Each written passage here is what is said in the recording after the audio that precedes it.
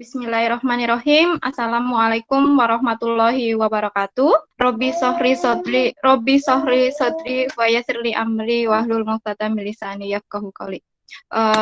Assalatu wassalamu ala asrofil anbiya'i wal mursalin wa ala alihi wa sahbihi ajmain. Pertama-tama saya panjatkan syukur kehadirat Allah Subhanahu wa taala yang telah melimpahkan rahmat dan karunia-Nya sehingga kita bisa berkumpul kembali pada siang hari ini di acara pelatihan pembuatan pupuk kompos yang diadakan oleh Himabio Apidai. Tak lupa sholawat serta salam juga tercurah kepada Nabi besar Muhammad SAW beserta para sahabat. Semoga kita semua mendapatkan syafaat di yaumul akhir. Terima kasih saya ucapkan juga kepada adik-adik Himabio Apide yang sudah meluangkan waktu untuk bisa mengadakan acara pelatihan ini, dan tak lupa juga saya ucapkan selamat datang dan terima kasih kepada para peserta yang mengikuti kegiatan pada siang hari ini. Oke, intinya dalam pelatihan ini kita sharing ya, mudah-mudahan nanti jika ada informasi lain yang mungkin adik-adik lebih tahu dulu atau mungkin ada informasi yang berbeda dengan saya, bisa kita sharing bersama-sama. Baik, saya lanjutkan.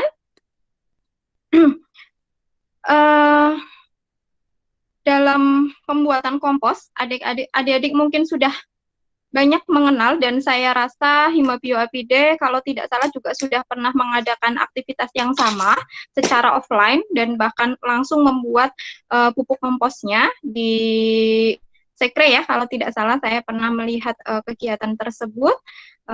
Hari ini saya akan sharing, saya kaitkan dengan mikrobiologinya karena bidang ilmu saya adalah mikrobiologi, bioteknologi.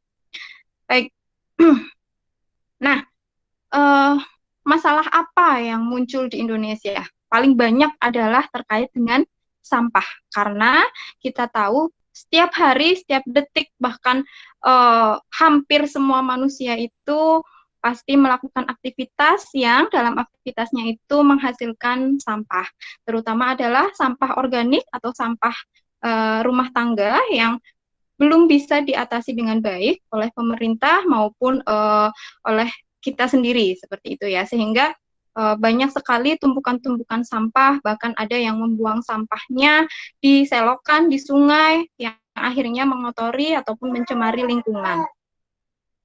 Oke, nah ini gambaran sampah, tumpukan-tumpukan sampah yang ada di Indonesia. Paling banyak adalah sampah organik.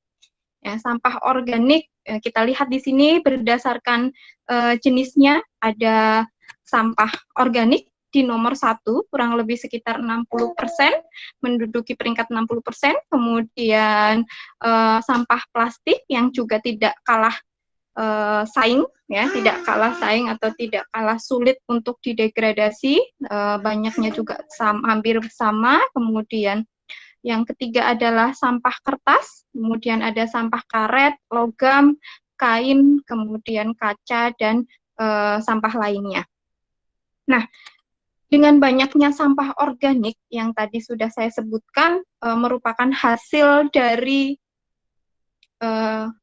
limbah rumah tangga atau aktivitas rumah tangga yang tentunya itu setiap hari kita peroleh atau setiap hari kita hasilkan, sehingga itu menumpuk sampai akhirnya menjadi tumpukan sampah yang sangat bermasalah bagi kita semua.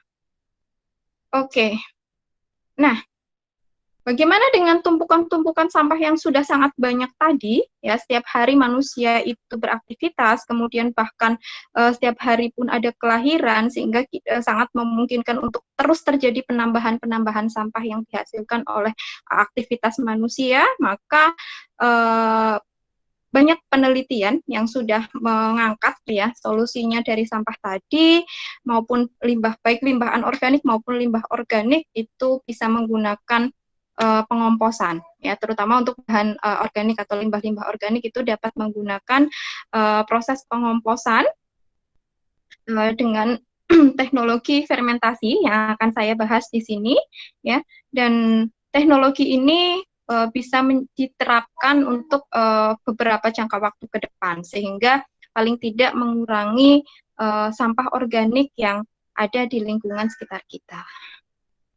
Oke, nah kompos tadi sudah banyak dibahas atau sudah banyak saya ulas ya. Kompos itu Anda pasti sudah tahu ya. Saya mengambil dari referensi bahwa kompos dari pengertiannya dulu itu merupakan hasil penguraian secara parsial ataupun tidak penuh, tidak lengkap dari campuran bahan-bahan organik yang dapat dipercepat secara artifisial atau secara buatan oleh populasi berbagai macam mikroorganisme, mikroba, dan dalam kondisi lingkungan yang termal atau dalam kondisi lingkungan yang hangat, lembab, dan baik bisa secara aerobik maupun anaerobik.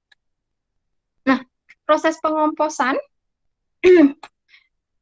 proses pengomposan ini bisa dari bahan organik tadi, ya, proses penguraian dari bahan organik secara biologi, khususnya adalah oleh konsorsium mikroorganisme, oleh baik bakteri, jamur, maupun jenis yang lainnya, yang bersimbiosis, ya, kemudian bisa memanfaatkan bahan-bahan organik yang ada di sampah tadi sebagai sumber energinya, sehingga mikroorganisme tadi mendapatkan energi dari bahan organik dan bisa diuraikannya menjadi senyawa yang lebih sederhana. Nah, membuat kompos ini merupakan proses pengaturan ya, atau mengatur dan mengontrol proses alami agar kompos itu dapat terbentuk lebih cepat, sehingga dengan adanya proses pengomposan, maka kondisi di lingkungan sekitar pada proses pembuatan kompos tadi itu diatur sedemikian rupa sehingga memicu pertumbuhan mikroorganisme baik secara alami ataupun mungkin juga ada mikroorganisme tambahan yang dapat digunakan untuk menstimulasi proses pembuatan kompos. Nah, proses pengomposan itu sendiri ya meliputi yang pertama adalah membuat campuran bahan yang seimbang. Jadi tidak asal masuk ya, tetapi ada komposisinya, ada perbandingannya, sehingga nanti hasilnya pun jauh lebih baik bila dibandingkan dengan hanya mencampur tanpa ada perbandingan.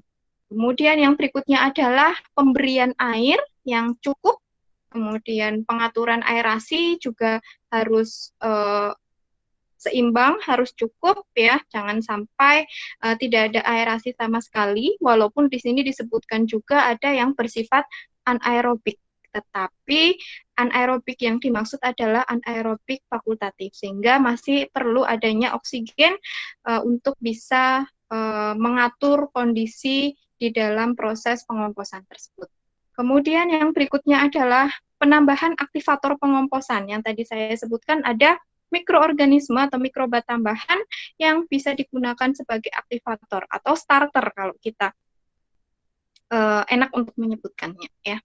Jadi ada mikroba starter yang banyak mengandung bisa bakteri, kemudian ada juga jamur ataupun Actinomycetes. Oke, kemudian manfaat kompos secara ekonomi itu bagaimana? Karena tadi disebutkan di awal bahwa pengomposan itu salah satu teknologi yang bisa digunakan untuk jangka waktu ke depan sehingga bisa mengurangi sampah bahan-bahan organik yang ada di lingkungan kita. Nah, sehingga kita harus lihat juga apa manfaatnya. Kalau memang sebetulnya itu teknologi tepat guna, seharusnya ada manfaat yang kita peroleh. Manfaat secara ekonomi bagi kompos yaitu yang pertama pasti menghemat biaya transportasi dan penimbunan. Karena tadi kita lihat di situ ya ada truk pengangkut sampah yang setiap hari harus mengangkut dari suatu wilayah ke wilayah pembuangan sampah. Ada wilayah tertentu atau tempat pembuangan sampah tertentu yang itu sebaiknya jauh dari perumahan ataupun tempat tinggal warga sehingga tidak mencemari lingkungan. Dan adanya pembuatan kompos oleh warga perumahan ataupun kampung-kampung gitu ya, sehingga membuat biaya transportasi pengangkutan tadi ataupun penimbunan itu menjadi lebih hemat. Kemudian yang berikutnya adalah mengurangi ukuran produk akhir atau kompos itu sendiri. Jadi dengan adanya kompos maka akan lebih hemat ya penggunaannya. Oke. Nah, itu tadi kita lihat manfaat berdasarkan ekonominya atau dari sisi ekonomi. Kemudian bagaimana manfaat kompos bagi lingkungan? Karena tentunya yang tadi titik beratnya adalah mengatasi sampah organik ya, mengatasi sampah organik sehingga paling besar harapannya kompos ini bisa bermanfaat bagi pengelolaan lingkungan yang lebih sehat ya atau mengurangi sampah yang ada di sekitar perumahan ataupun di lingkungan. Oke, manfaat kompos bagi lingkungan yang pertama adalah untuk mengembalikan bahan organik ataupun energi ke dalam siklus biologi.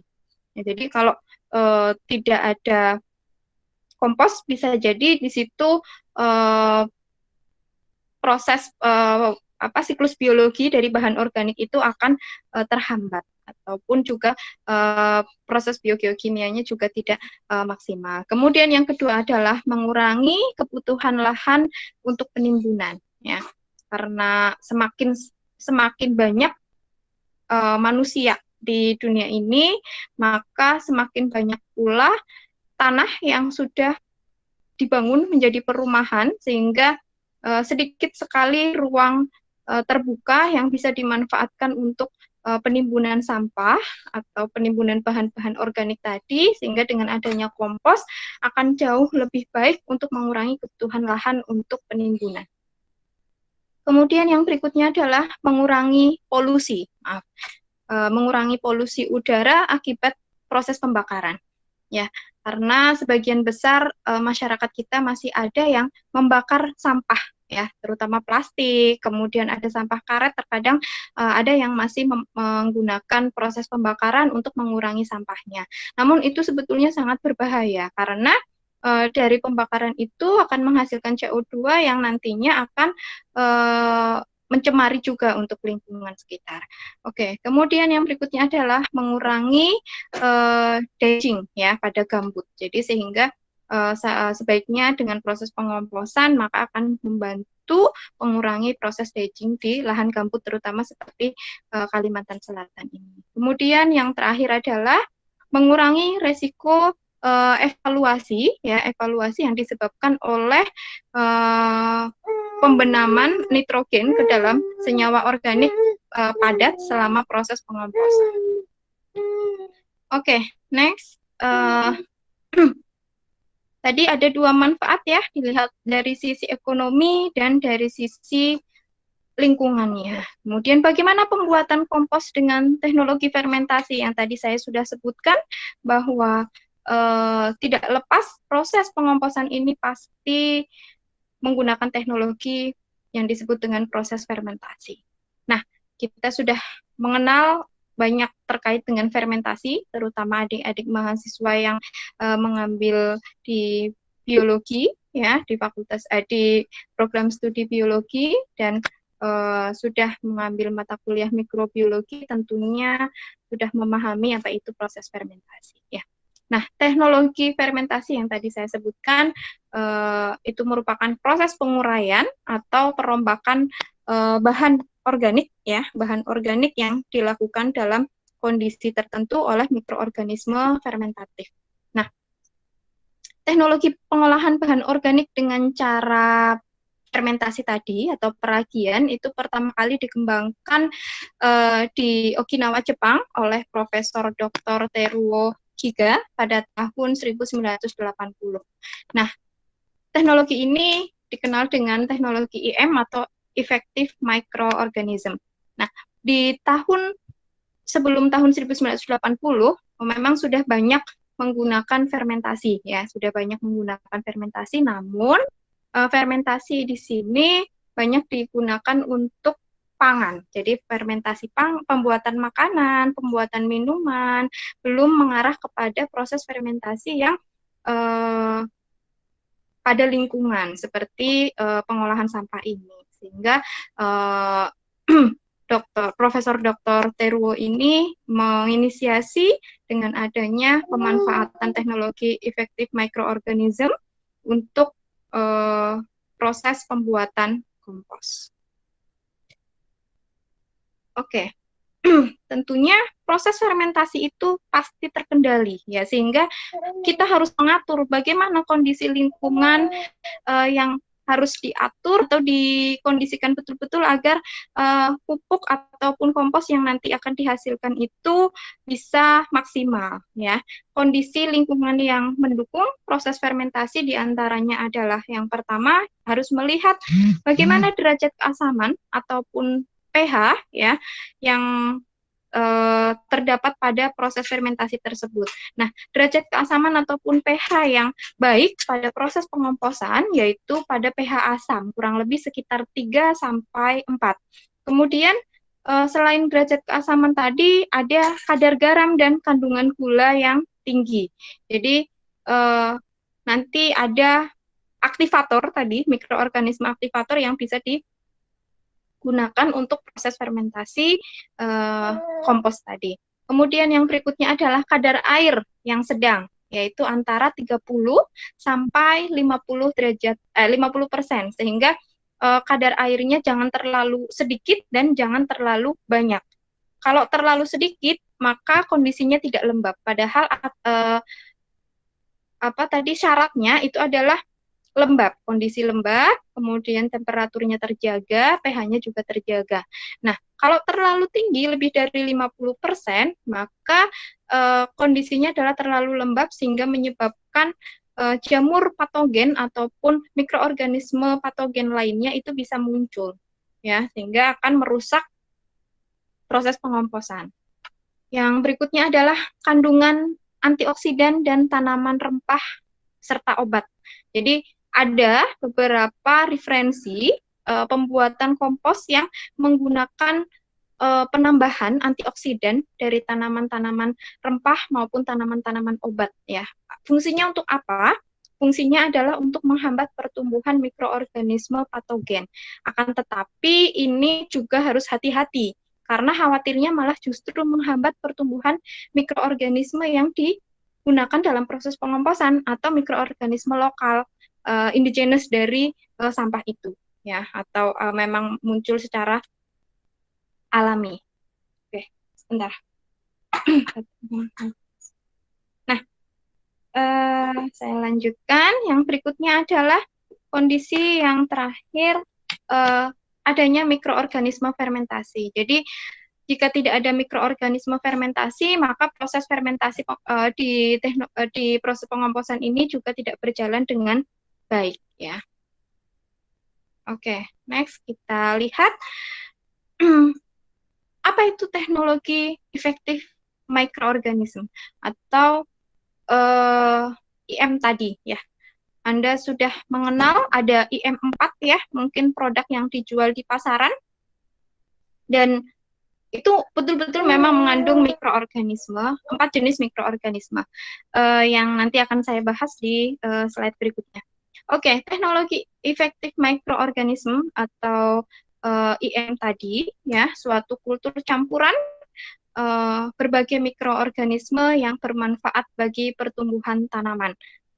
Pertama itu dulu yang diinisiasi. Ternyata tidak hanya untuk pertumbuhan tanaman saja, tetapi juga dapat digunakan untuk proses fermentasi. Nah, efektif mikroorganisme ini diaplikasikan sebagai inokulan untuk meningkatkan keragaman dan populasi mikroorganisme di dalam tanah.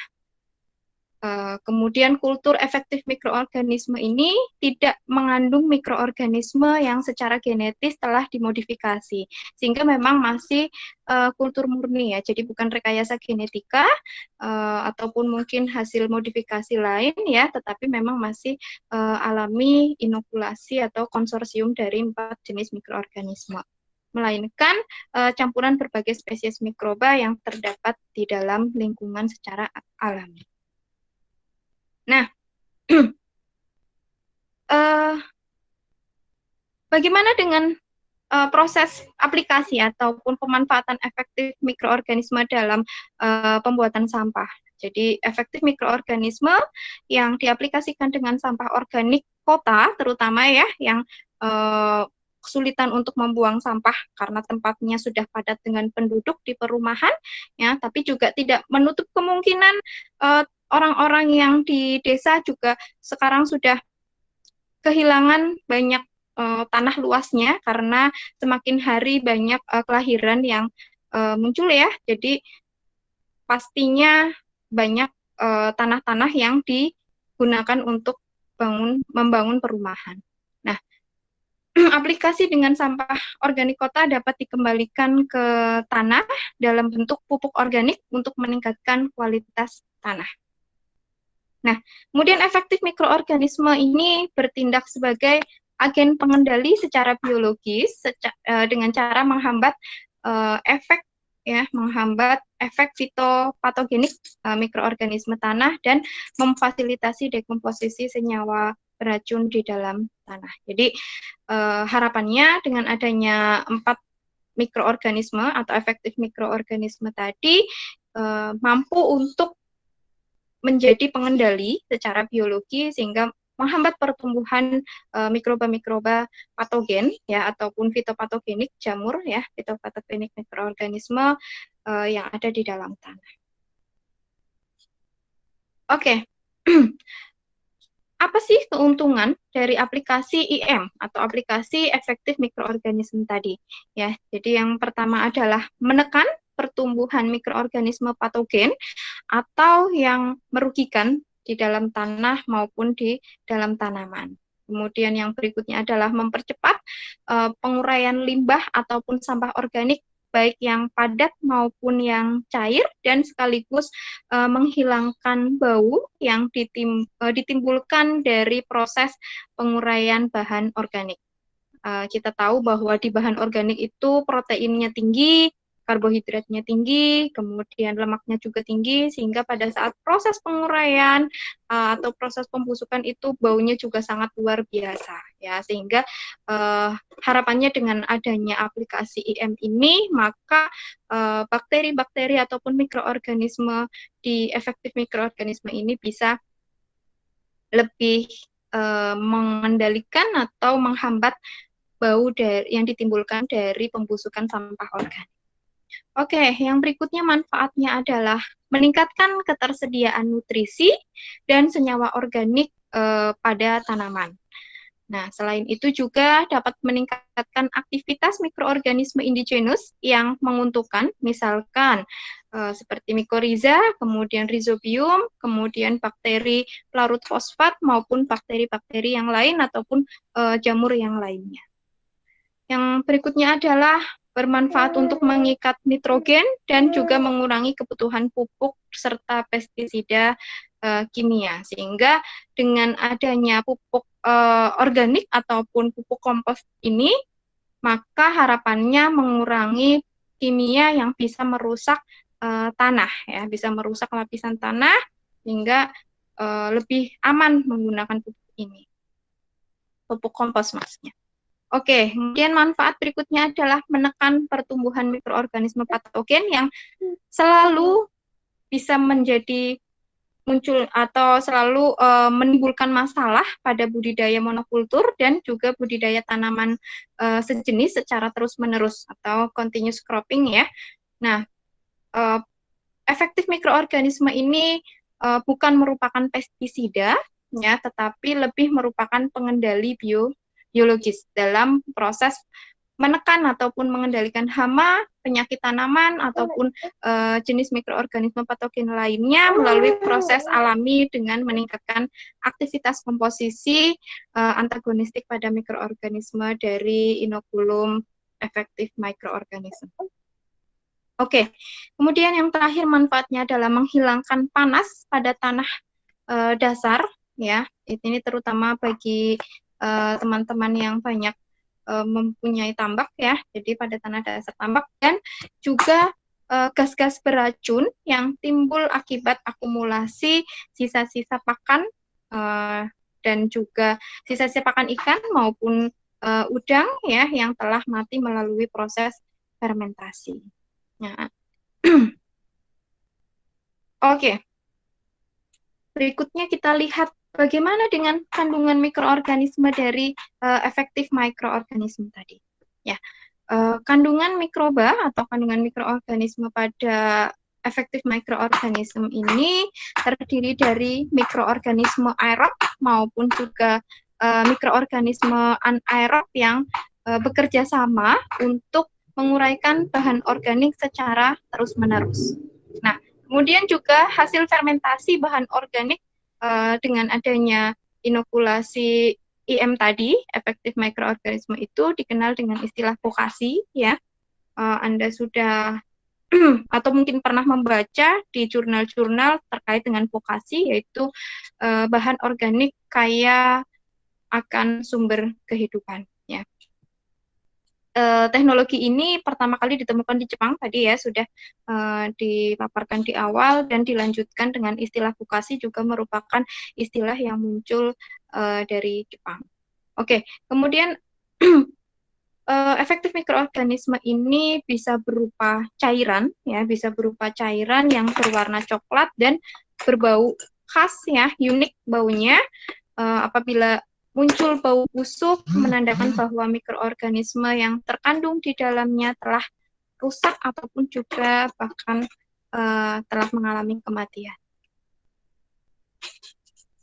Nah, oke, next kita lihat efektif mikroorganisme ini mengandung beberapa jenis mikroorganisme ya. Yang pertama adalah bakteri fotosintetik dari kandungannya. Yang pertama adalah bakteri fotosintetik.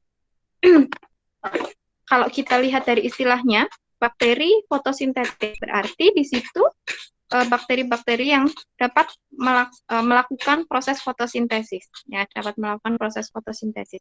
Bakteri ini membentuk senyawa-senyawa yang bermanfaat dari sekresi akar tumbuhan, ya, dari sekresi akar tanaman, bahan organik dan juga gas berbahaya seperti hidrogen sulfida maupun gas yang lainnya dengan dibantu oleh sinar matahari dan juga panas sebagai sumber energinya. Nah, zat-zat bermanfaat tersebut meliputi asam amino, asam nukleat, kemudian zat bioaktif, gula, dan berbagai jenis zat lainnya yang dapat mempercepat proses pertumbuhan dan perkembangan tanaman. Kemudian hasil-hasil proses metabolisme dari bakteri tersebut atau dari bakteri fotosintetik tadi dapat diserap langsung oleh tanaman dan juga berfungsi sebagai substrat bagi mikroorganisme lain yang jumlahnya akan terus bertambah. Nah, yang kedua adalah bakteri asam laktat. Jadi konsorsium yang berikutnya atau jenis bakteri yang berikutnya adalah bakteri asam laktat, merupakan bakteri yang biasanya bakteri asam laktat ini merupakan bakteri yang biasanya dimanfaatkan untuk proses fermentasi makanan, ya. Namun tidak menutup kemungkinan juga bermanfaat untuk proses pembuatan kompos ini, yaitu bakteri asam laktat itu akan menghasilkan asam laktat dari gula, kemudian dari karbohidrat maupun bahan organik yang banyak mengandung karbohidrat lain yang dihasilkan oleh bakteri fotosintetik. Jadi bakteri fotosintetik tadi menghasilkan karbohidrat, menghasilkan gula dari proses fotosintesisnya, kemudian dimanfaatkan oleh bakteri asam laktat untuk menghasilkan asam laktat dan juga menghasilkan ragi, ya. Kemudian bakteri asam laktat dapat menghancurkan bahan-bahan organik seperti lignin dan selulosa yang ada di kayu ataupun juga di daun, ya, serta memfermentasikannya tanpa menimbulkan senyawa-senyawa beracun yang ditimbulkan dari pembusukan bahan organik. Oke. Yang berikutnya adalah ragi. Mohon maaf saya tidak menyebutkan yeast, ya, tadi terlalu bersemangat. Oke, ragi atau secara ilmiah kita kenal dengan istilah yeast, ya, hamir, atau mungkin ada yang menyebutkan Saccharomyces cerevisiae, ya, itu spesies salah satu jenisnya atau salah satu spesiesnya. Nah, ragi atau yeast ini dapat menghasilkan senyawa-senyawa yang bermanfaat bagi pertumbuhan tanaman dari asam amino dan gula di dalam tanah yang dapat dikeluarkan oleh bakteri fotosintetik ataupun bahan organik melalui proses fermentasi. Nah, ragi atau yeast ini juga menghasilkan senyawa bioaktif seperti hormon dan enzim. Hormon ini dapat digunakan untuk membantu proses pertumbuhan tanaman. Nah, yang terakhir jenisnya adalah Actinomycetes, ya. Yang terakhir jenisnya adalah Actinomycetes. Actinomycetes sendiri merupakan suatu kelompok mikroorganisme yang strukturnya itu memiliki berbagai bentuk, ya, atau bisa berubah-ubah, bisa berupa seperti bakteri dan juga bisa berupa seperti jamur, karena memang secara filogenetik Actinomycetes ini secara struktur tadi mirip seperti bakteri dan ataupun juga seperti jamur.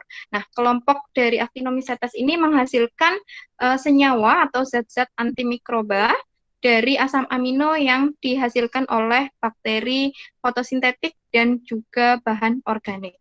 Nah, zat-zat yang dihasilkan oleh mikroorganisme ini dapat menekan pertumbuhan jamur dan bakteri yang merugikan tanaman, tetapi dapat hidup berdampingan dengan bakteri fotosintetik. Dengan demikian, kedua spesies ini atau jenis bakteri ini sama-sama dapat meningkatkan kualitas lingkungan tanah dengan meningkatkan aktivitas antimikroba di dalam tanah. Nah,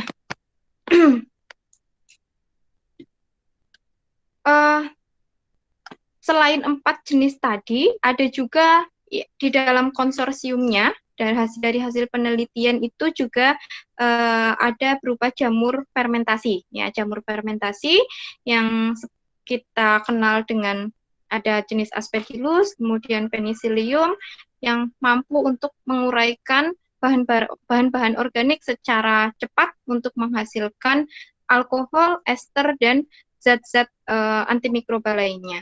Kemudian pertumbuhan jamur ini juga berfungsi dalam menghilangkan bau dan mencegah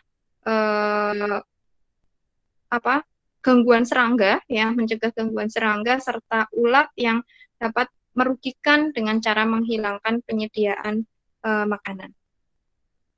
Oke, setiap jenis efektif mikroorganisme ini mempunyai fungsi masing-masing, ya. Tadi sudah disebutkan ada yang menghasilkan gula sebagai hasil akhir dari proses pemecahannya, kemudian bisa dimanfaatkan oleh mikroorganisme lain, gitu ya. Jadi punya fungsi masing-masing dalam proses fermentasi bahan organik. Namun untuk bakteri fotosintetik itu merupakan motor atau pelaksana kegiatan dari efektif mikroorganisme. Jadi intinya jika ada bakteri fotosintetik kemudian ada yeast, maka proses akan berjalan dengan baik. Bakteri ini mendukung kegiatan mikroorganisme lain. Selain itu juga bakteri fotosintetik memanfaatkan zat-zat yang dihasilkan oleh mikroorganisme lain. Nah, bagaimana cara menyiapkan fermentasi molase atau FM, ya? Molase itu enzim, ya. Jadi itu yang bisa membantu proses fermentasi di pembuatan kompos atau proses pengomposan. Kita lihat yang pertama adalah siapkan 20 liter air dalam galon atau tangki. Ini untuk satu resep, jadi bisa dikurangi ataupun bisa ditambah, ya. Ini kurang lebih komposisinya seperti ini. 20 liter air di dalam galon ataupun tangki, kemudian campurkan 1 liter IM, efektif mikroorganisme, dan 1 liter molase dengan 20 liter air, kemudian ditutup tangki tersebut dan didiamkan selama 1 minggu. Kemudian setelah 1 minggu nanti bisa mendapatkan kurang lebih 20 liter FM. Dan untuk mendapatkan larutan 0,1% FM, maka kita perlu 10 liter FM harus dilarutkan ke dalam 1000 liter air. Jadi ada persentase 0,1, Anda pasti sudah lebih memahami terkait dengan persentase tersebut. Oke, ini gambaran skemanya. Gambaran skema pembuatan dan penerapan fermentasi molase, ya. Yang pertama tadi IM dicampur dengan air, ya, dimasukkan dengan air 20 liter, kemudian difermentasi menghasilkan kurang lebih 20 liter, disimpan dalam 1 minggu di dalam tangki ataupun galon tadi. Kemudian untuk mendapatkan 0,1% maka harus dilarutkan ke dalam 1000 liter. Kemudian nanti bisa disemprotkan ke dalam tumpukan sampah organik yang akan digunakan untuk proses pembuatan kompos. Oke, nah cara pembuatan fokasi atau kompos tadi dari sampah kota ataupun kita sebut juga dengan sampah organik, ya. Yang pertama adalah pemilahan sampah. Yang dikenal dengan sampah organik itu biasanya, ya, Anda pasti sudah tahu ya, sampah-sampah organik beda dengan anorganik, ya. Kalau sampah organik ya sampah yang banyak digunakan atau dihasilkan, yang banyak dihasilkan oleh rumah tangga. Contohnya seperti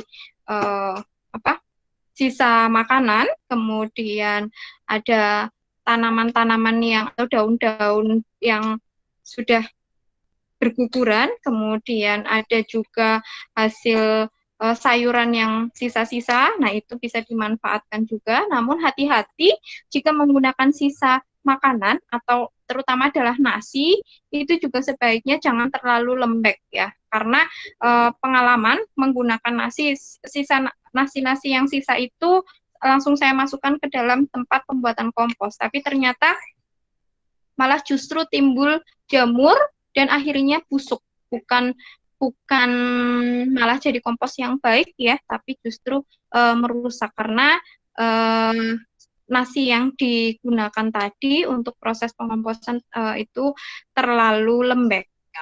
Oke, selanjutnya kita lihat sampah. Yang pertama pemilahan sampah tadi sudah saya jelaskan, ya. Kemudian yang kedua adalah pemotongan sampah organik pilihan. Jadi setelah dipilah kemudian dipotong, dicacah, ya, kalau menggunakan daun-daun kering ataupun juga sisa-sisa sayuran gitu, ya. Kemudian kulit-kulit sayuran yang tidak dimasak, ya, kalau kulitnya kan nggak diikutkan dimasak, itu dipotong. Kemudian proses pemotongan ini adalah dimaksudkan untuk mempercepat penghancuran oleh mikroorganisme, ya.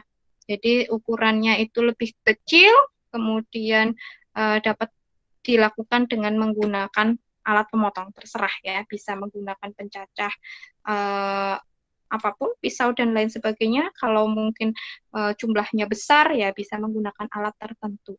Kemudian yang berikutnya adalah penumpukan, ya, penumpukan sampah organik pilihan. Jadi setelah dicacah tadi, kemudian ditumpuk sampah organiknya dengan sebaiknya proses pengomposan ini atau proses penumpukan ini ada perbandingannya, ya, ada perbandingan antara kandungan karbon dan nitrogen di dalam sampah atau sering dikenal dengan CN rasio, itu kurang lebih 30:1, ya. Jadi lebih banyak karbonnya dibandingkan dengan nitrogennya.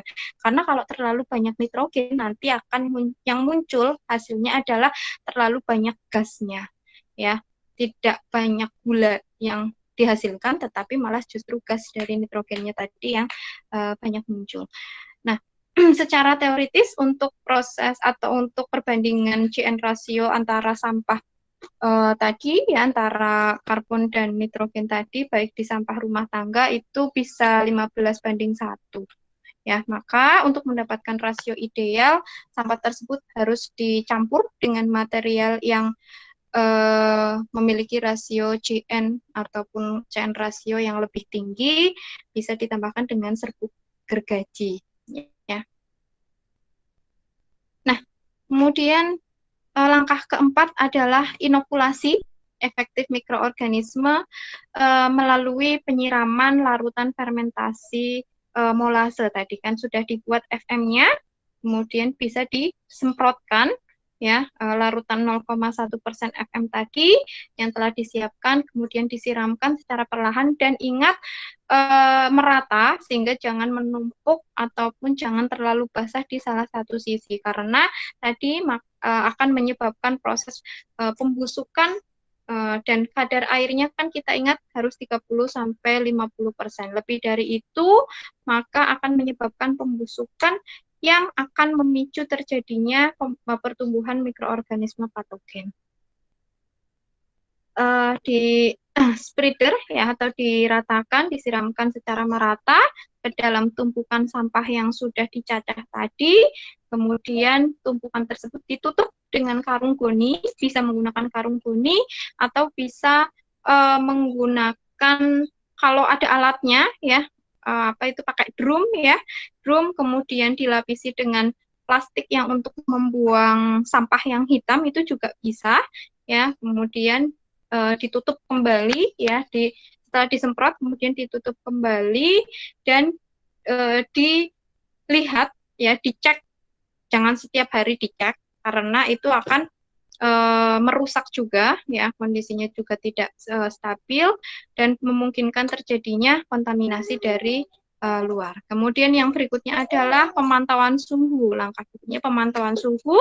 Kita lihat pada tahap ini, pada proses pemantauan suhu ini, tumpukan sampah tadi perlahan-lahan akan meningkat suhunya ya, mencapai kurang lebih 65 derajat Celcius karena hasil proses pembusukan oleh IM tadi yang akhirnya bisa menyebabkan suhu itu menjadi lebih meningkat.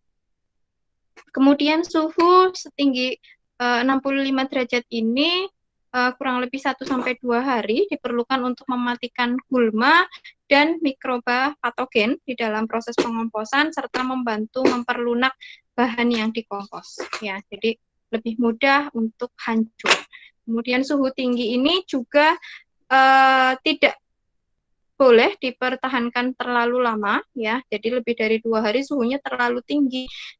Kenapa seperti itu? Karena akan menyebabkan kematian pada mikroorganisme yang diperlukan untuk proses pengomposan. Karena suhu terlalu tinggi pun juga tidak baik ya, sehingga suhu optimalnya kurang lebih sekitar 40-50 derajat Celcius, dan apabila suhu sudah mencapai 50 derajat Celcius, maka karung penutupnya, karung goni tadi atau plastik penutupnya tadi harus dibuka dan gundukan adonan, kita sebut adonan kompos ya, atau tumpukan sampah yang sudah menjadi kompos kasar ya, itu dibalik ya. Itu belum pure seperti tanah, karena kalau kita lihat kompos itu kan seperti tanah ya. Nah, itu kalau ini masih proses, masih ada serpihan-serpihan daunnya yang masih besar ya, sehingga harus dibalik, karena kalau tidak dibalik nanti yang bawah saja yang menjadi kompos, yang atas tidak. Kemudian ditutup kembali dengan karung yang sama, kemudian kita biarkan lagi. Yang terakhir adalah perlakuan ini diulang ya, diulang dan tentunya harus dicek terus suhunya, kemudian dilakukan secara terus-menerus kurang lebih sampai 2 minggu. Kemudian yang terakhir adalah proses pematangan kompos. Belum terakhir, ini langkah 6, pematangan kompos untuk meyakinkan bahwa kompos telah matang atau sudah siap untuk dipanen, maka kita lihat kompos itu teksturnya seperti apa ya. Jadi menjamin bahwa kompos benar-benar aman ketika dipakai oleh pengguna kompos. Jadi kita harus melihat kondisi atau tekstur dari kompos tersebut. Maka perlu dilakukan langkah pematangan kompos. Kemudian proses pematangan ini ditandai dengan suhu rata-rata tumpukan semakin menurun dan semakin menurun, kemudian stabil mendekati suhu kamar. Jadi semakin hari, kalau yang baik prosesnya, semakin hari maka suhunya akan mendekati suhu kamar, tidak malah justru meningkat terus ya. Kemudian selain suhu mendekati suhu kamar, bahan-bahan yang tadi sudah digunakan itu sudah mulai lapuk atau hancur dan menyerupai tanah dengan warna coklat kehitaman. Kemudian tahap pematangan ini memerlukan waktu kurang lebih 5-7 hari dan suhu tumpukan tetap diukur ya. Jadi sebaiknya walaupun walaupun sudah hancur misalnya bahan-bahan organik yang daunnya ataupun tadi sampah-sampah organiknya itu sudah hancur, tapi tetap harus dicek suhu atau diatur suhunya agar tetap stabil. Kemudian langkah ketujuh adalah pemanenan dan pengemasan.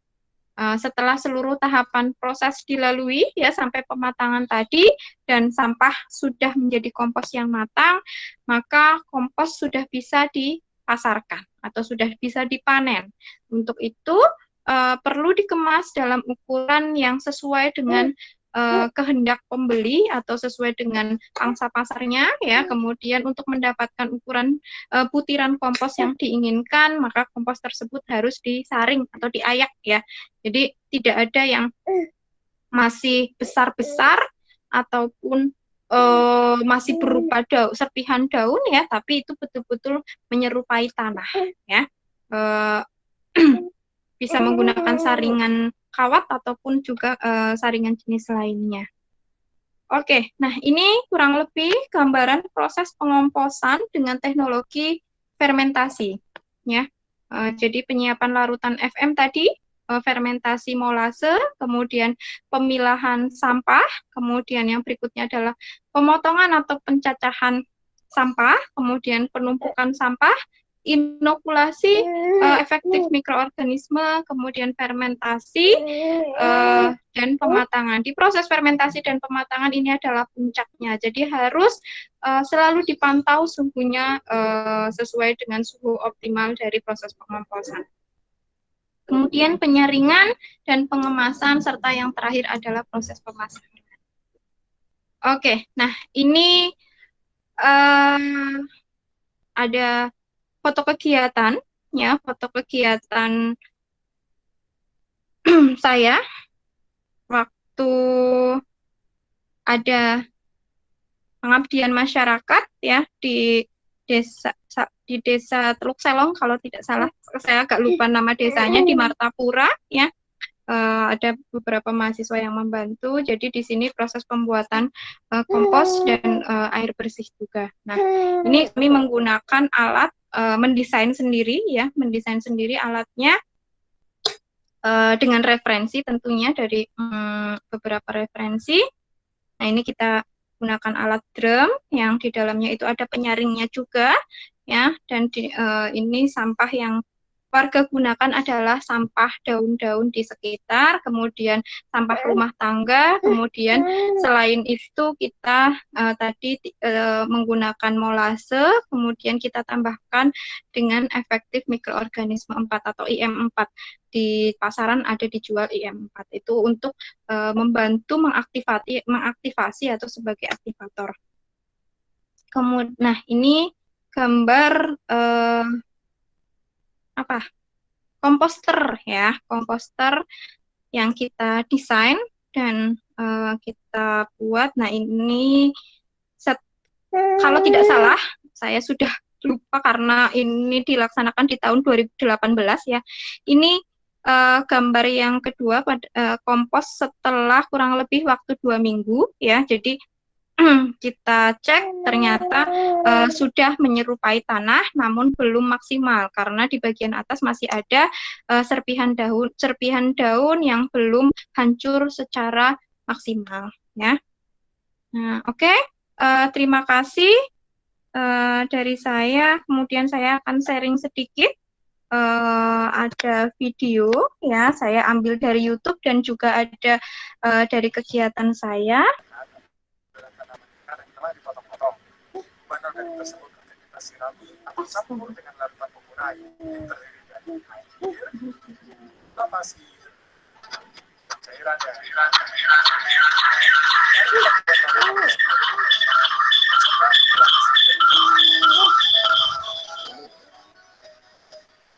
Masukkan E4 dengan takaran perbandingan antara kita E4 dan air yaitu 1:1:50. Lalu aduk hingga gula larut.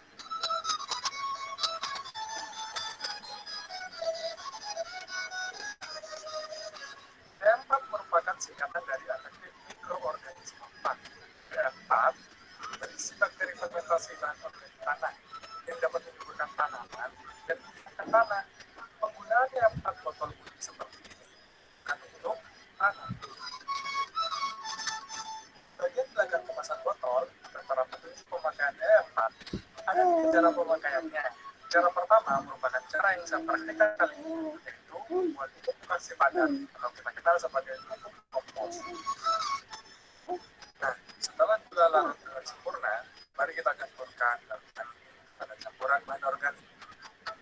Masukkan bahan organik sedikit demi sedikit, kita susun lapis demi selapis, kemudian kita masukkan sebagian dari larutan pengurai tersebut.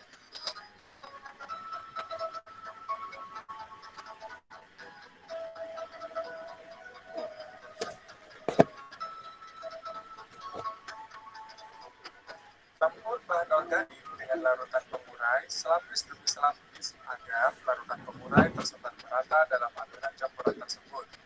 Demikian dapat mempercepat proses pemasakan pupuk kompos.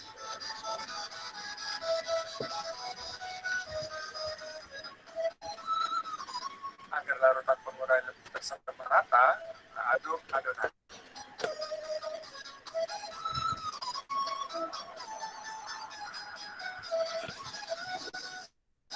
Jika masih ada larutan pengurai yang tersisa, kita bisa menambahkannya lagi.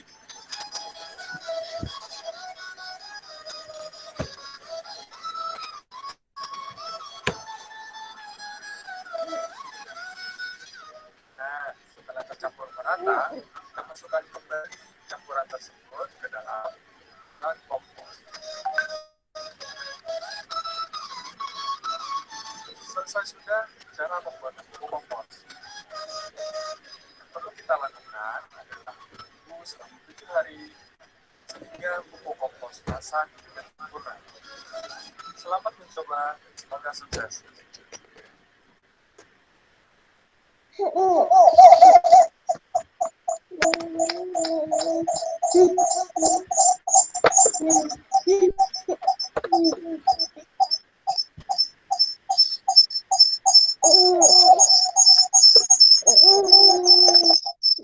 Oke. Baik.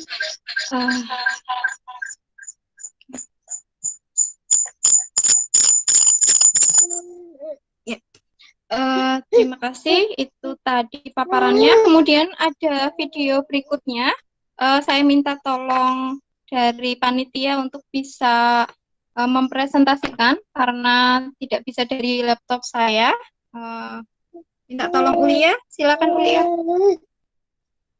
Ini Bu, ini Pak yang Baik, ini adalah video kegiatan pada saat pengabdian masyarakat kami, ya. Jadi kami melakukan kegiatan proses pembuatan kompos dan juga penyuluhan untuk pembuatan air bersih, ya. Jadi untuk menyang air di sebagian Sungai Martapura, kemudian di saring menggunakan alat yang kami susun. Kami bertim ya dengan Pak Gunawan, kemudian ada dosen yang lain.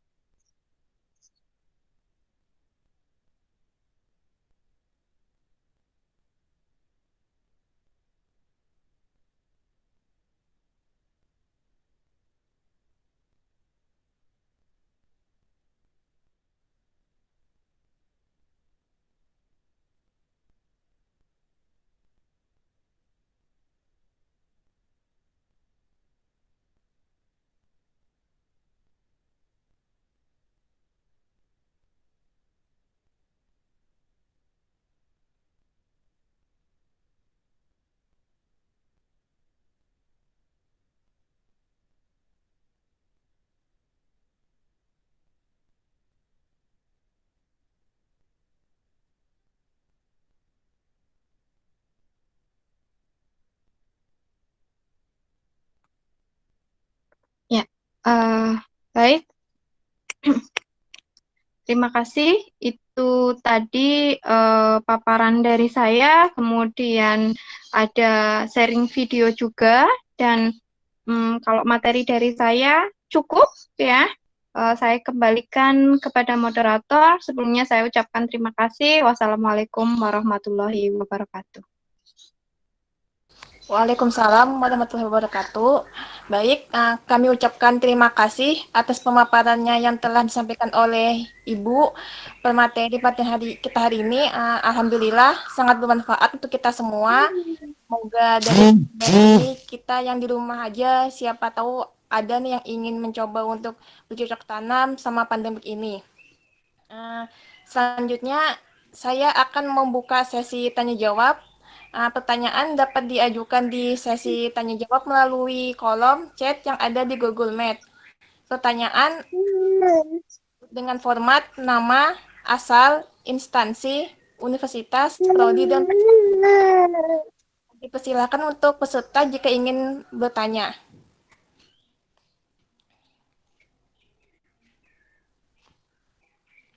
Saya beri... Ini Bu, ada pertanyaan masuk dari Topi Jerami. Perkenalkan Bu, nama saya Ahmad Fauzi dari Biologi 2016, FIPA ULM. Kebetulan penelitian saya salah satu proses adalah pengomposan. Saya izin bertanya Bu, faktor apa saja yang perlu diperhatikan dalam melakukan proses pengomposan?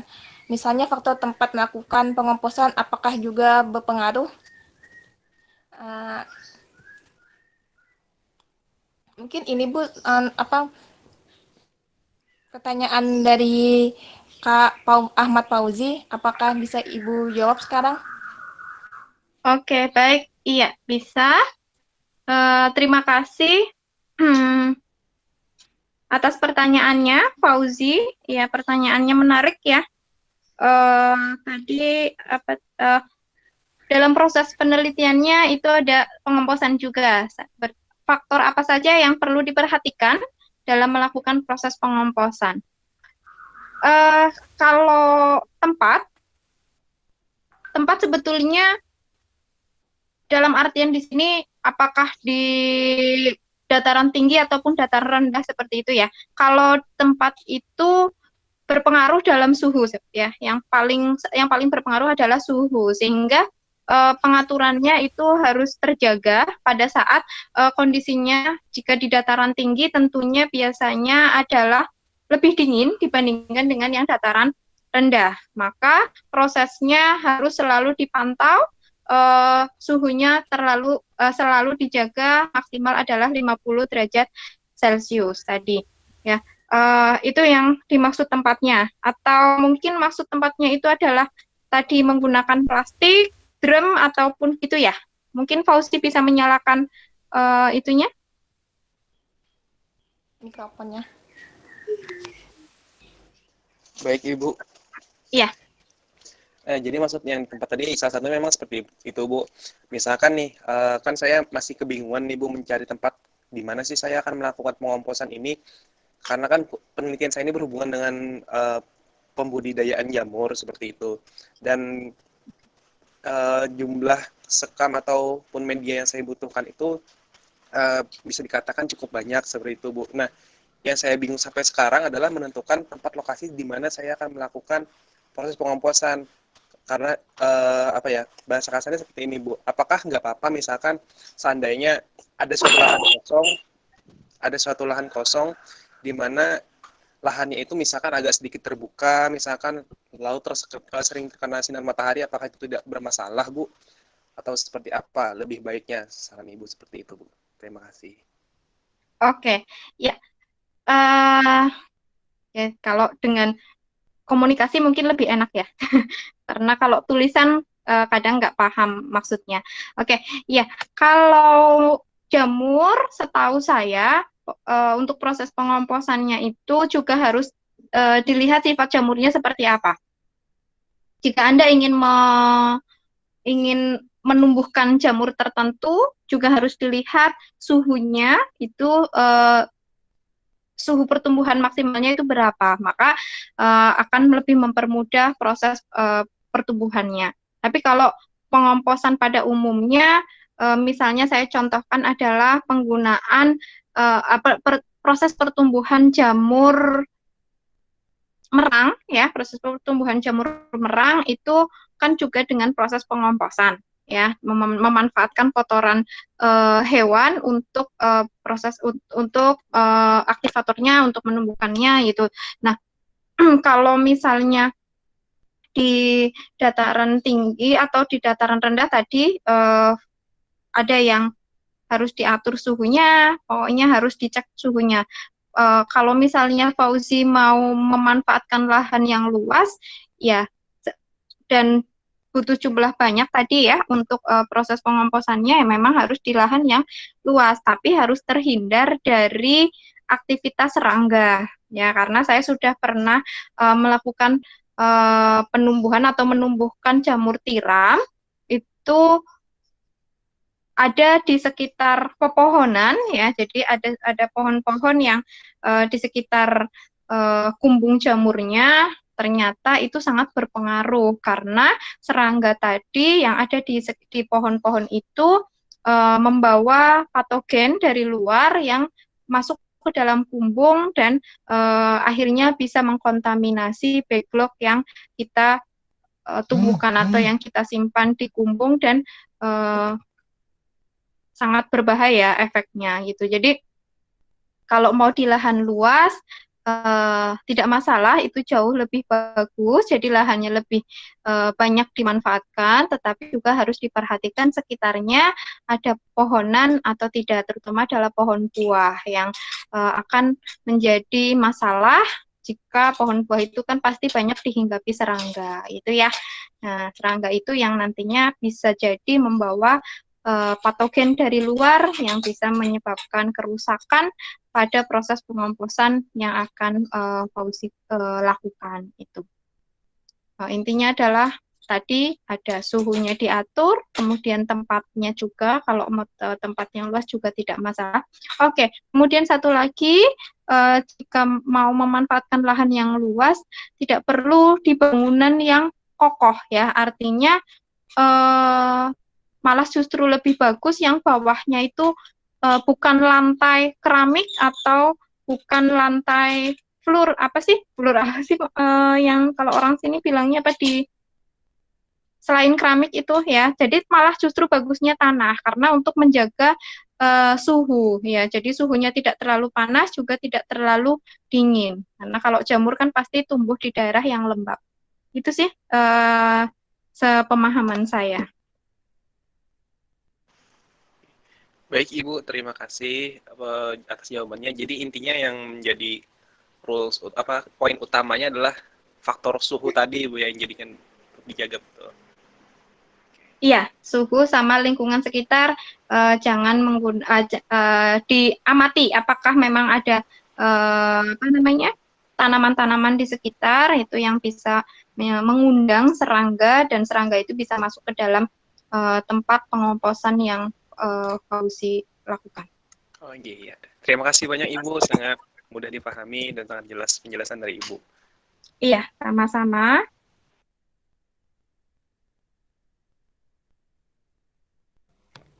Baik, terima kasih Bu atas jawabannya. Apakah dari peserta lain ada yang ingin mengajukan pertanyaan lagi? Silahkan.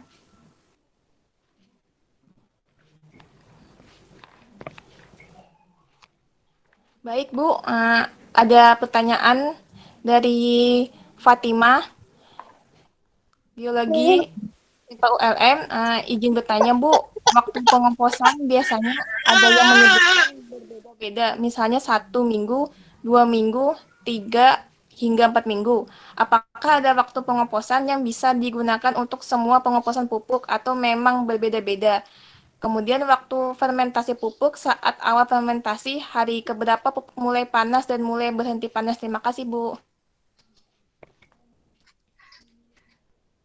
Oke, baik. Terima kasih. Siti Fatimah ya, 2016 rasanya ya. Oke. tadi waktu pengomposan biasanya ada yang menyebutkan berbeda-beda, misalnya 1 minggu, 2 minggu, 3 minggu, atau 4 minggu.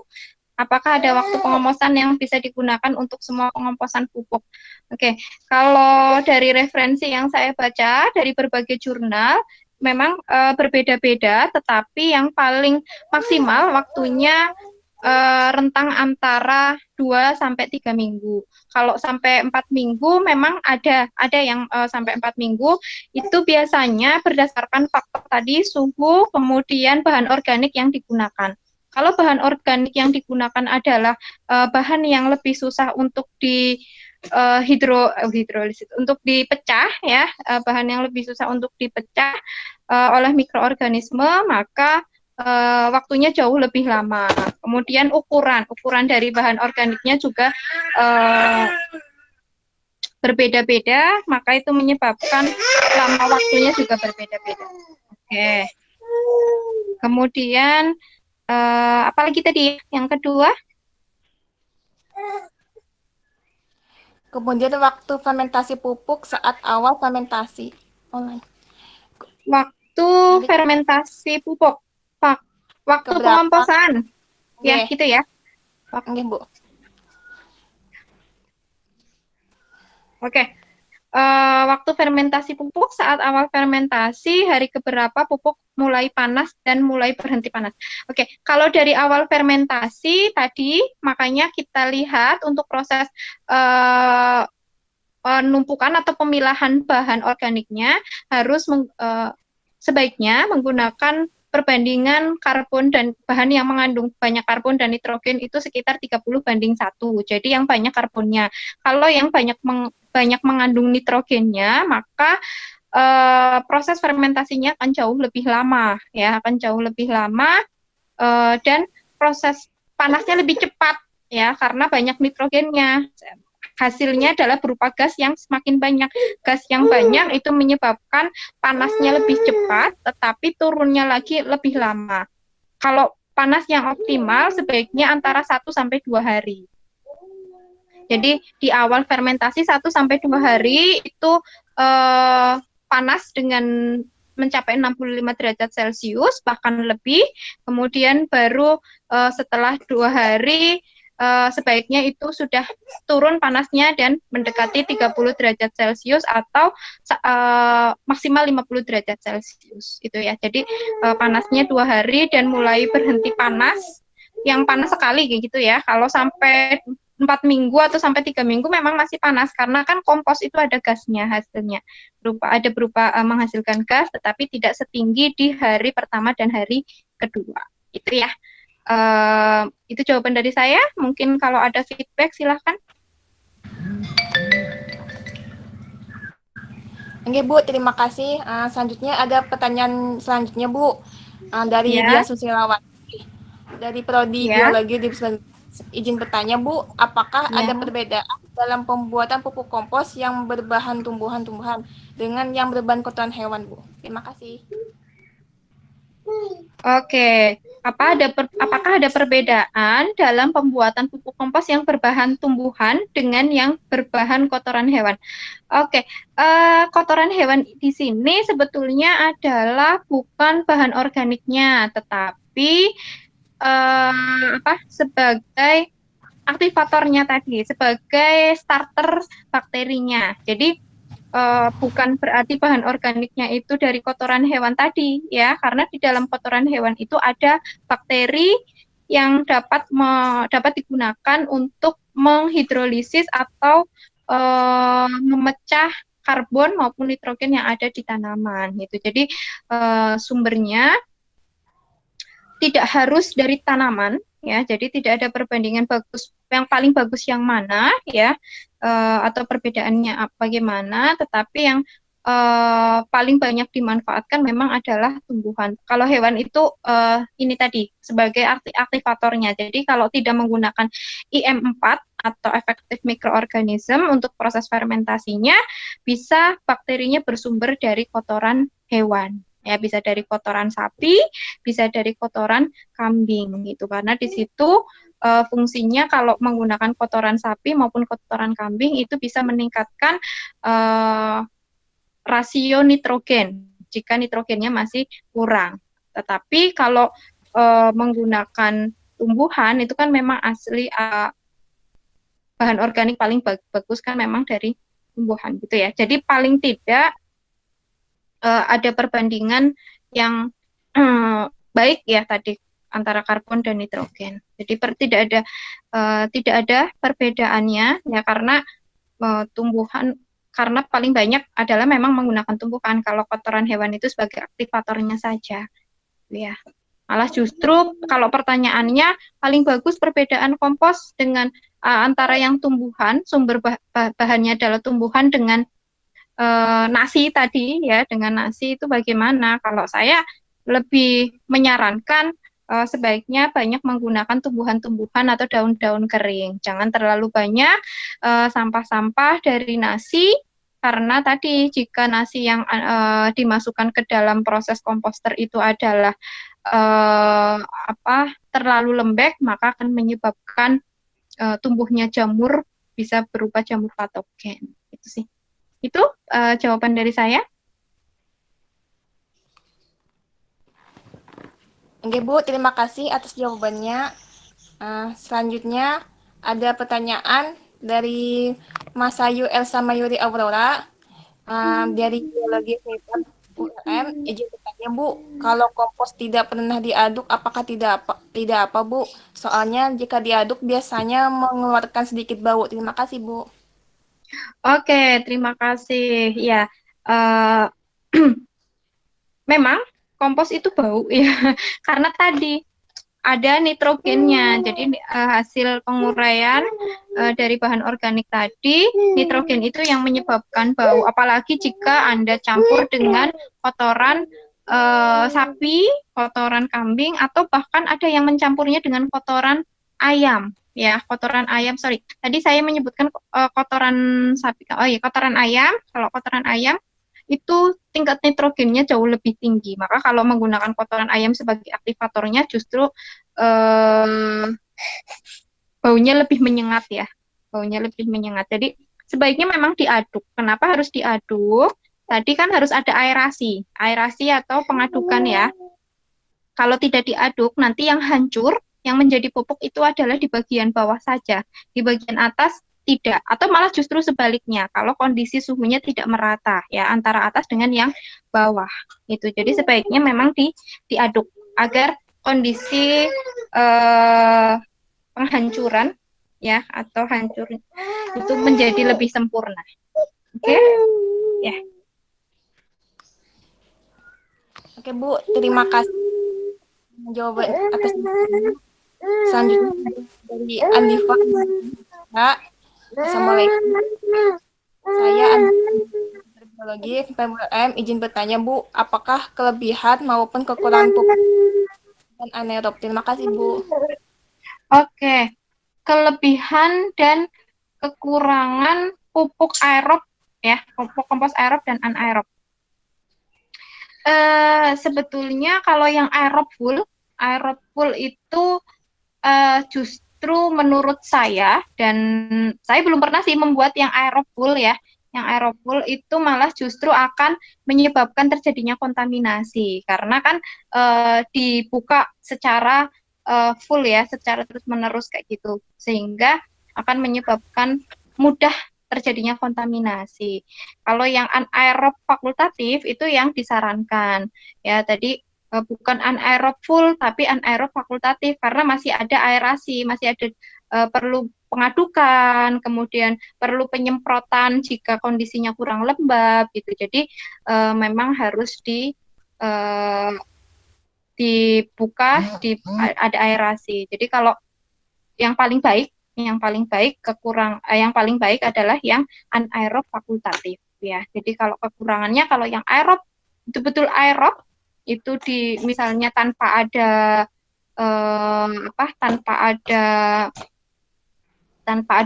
maksudnya terus menerus diaerasi itu akan menyebabkan terlalu banyak oksigen yang masuk, kemudian nanti akan menyebabkan kontaminasi juga. Kemudian kalau misalnya yang anaerob full juga tidak baik ya, sehingga yang paling efektif adalah anaerob fakultatif. Itu.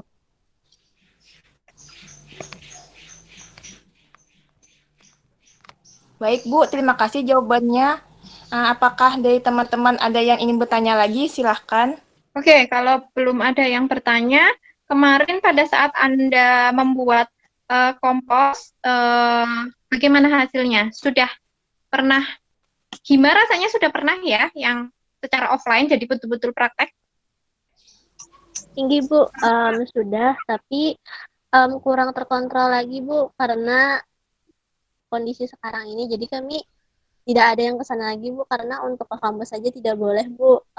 Terakhir kali kemarin udah bagus sih Bu, tapi kayaknya harus ditambah lagi Bu, kayak bahan-bahan organiknya kayak gitu.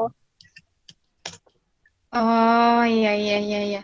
Oke, kemudian selain tadi menggunakan efektif mikroorganisme, juga ada beberapa referensi yang menambahkan ini kapur ya, menambahkan kapur. Fungsinya adalah untuk menyeimbangkan menyeimbangkan pH ya, sehingga tidak terlalu asam dan tidak terlalu basa. Karena pH yang optimal itu adalah 3 sampai 4 ya pada kondisi asam. Tetapi terkadang ada yang sangat asam sehingga harus ditambahkan kapur tadi untuk menyeimbangkan agar pH-nya terjaga di antara 3, 4 maksimal 5. Gitu sih. Oke. Baik, Bu, Ibu, nyaat lagi. Iya. Dari Ikramina Yusti Amina, Assalamualaikum Bu. Saya Ikramina Yusti Amina dari FMIPA Pendidikan BLM. Mohon izin bertanya, Bu, apakah ada kriteria tertentu sehingga kompos yang dibuat optimal atau tidak secara kimiawi ataupun secara fisik output komposnya Bu? Terima kasih. Oke, iya, terima kasih Ikramina Yusti Amina ya. Apakah ada kriteria tertentu sehingga kompos yang dibuat optimal atau tidak secara kimiawi ataupun secara fisik output komposnya? Oke, kalau kriteria dilihat dari strukturnya. Secara fisik seperti apa? Apakah yang dikatakan sudah menjadi kompos itu semuanya sudah hancur, cukup, atau harus ada kriteria lain ya.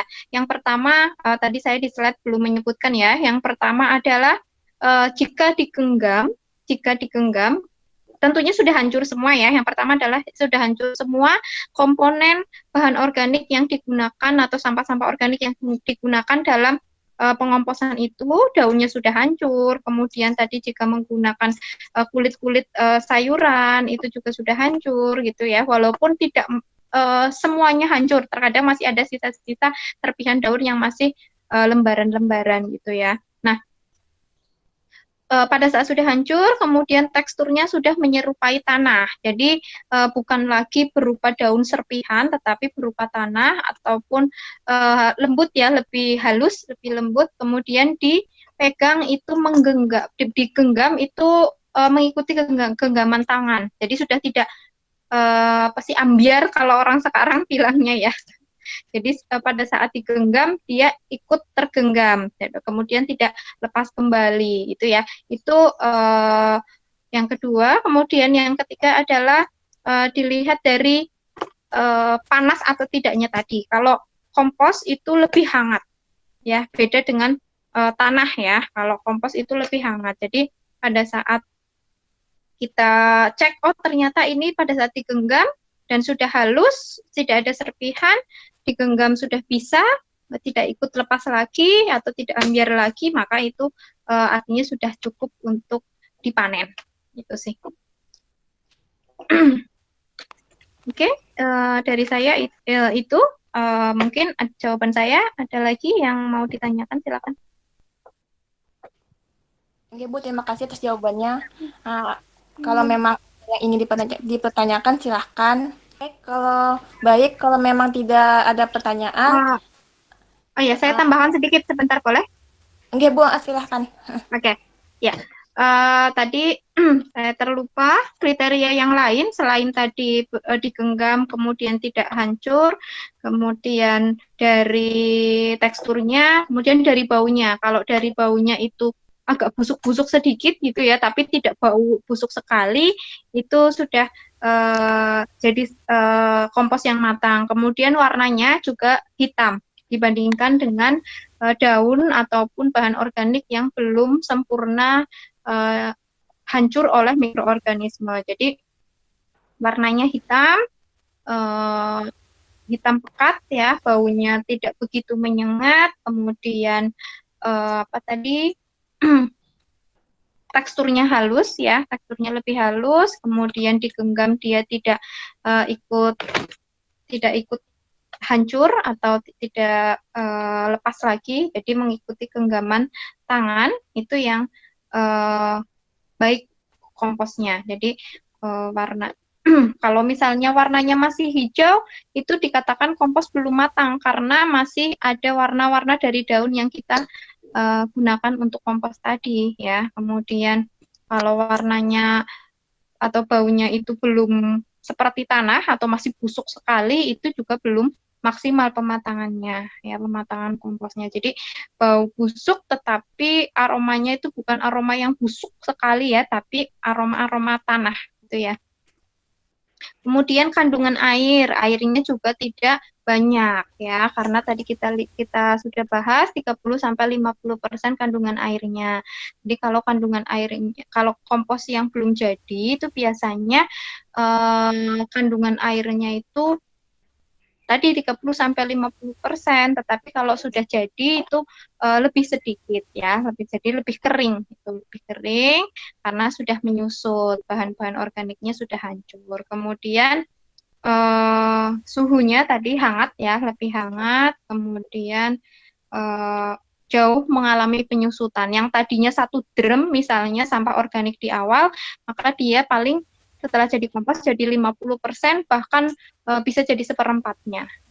Itu sih tambahan dari saya sedikit ya. Oke Bu, terima kasih. Kalau memang tidak ada yang bertanya lagi, saya akhiri. Baik, tidak terasa kita sudah berada di ujung acara serta sesi pertanyaan dan jawab sudah selesai. Terima kasih Ibu selaku pemateri atas waktu untuk sharing-sharing ke teman-teman. Semoga ilmu yang didapatkan pada siang ini hari ini bermanfaat bagi kita semua. Amin ya rabbal alamin. Oke. Kesimpulan yang dapat Ya. Bu. Iya, silakan. Enggak. Kesimpulan yang dapat diambil dari pelatihan online pembuatan pupuk kompos yaitu kompos ialah salah satu pupuk organik buatan manusia yang dibuat dari proses pembusukan sisa-sisa bahan organik tanaman maupun hewan. Proses pengomposan bisa berlangsung secara aerobik dan anaerobik yang saling menunjang pada kondisi lingkungan tertentu. Proses ini biasanya disebut dekomposisi atau penguraian. Yang kedua, manfaat kompos. Kompos bisa bagi tanah, kompos bagi tanaman, menyediakan unsur hara bagi tanaman, memperbaiki struktur tanah, meningkatkan kapasitas tukar kation, meningkatkan kemampuan tanah untuk menahan air, meningkatkan aktivitas biologi tanah, dan meningkatkan pH pada tanah asam, dan menyediakan unsur mikro bagi tanaman.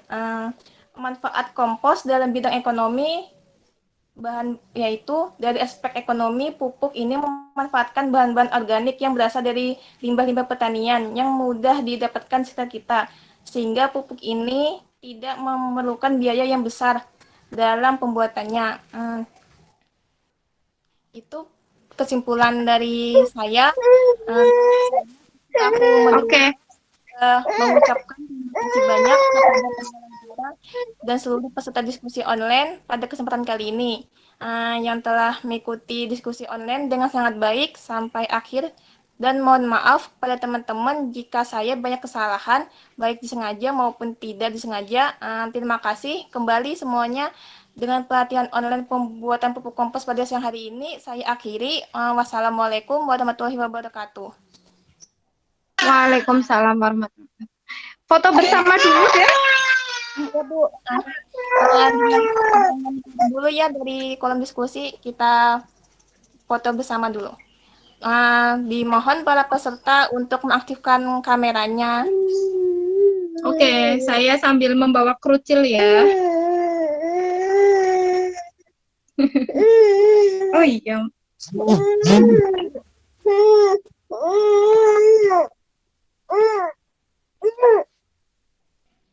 Iya, oh itu apa? Oh itu. Ya,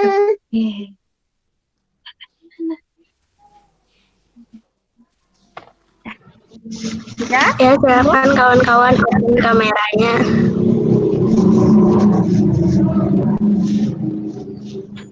Nanti ulun SS ya, Bu ya. iya. Silakan kawan-kawan yang belum open kameranya bisa di open dulu. Saya hitung ya. Silakan siap-siap dulu, senyum dulu. Saya hitung 1, 2, 3. Oke, sudah. Terima Sudah? kasih Ibu. Oke. Oke, sudah, Bu. Oke.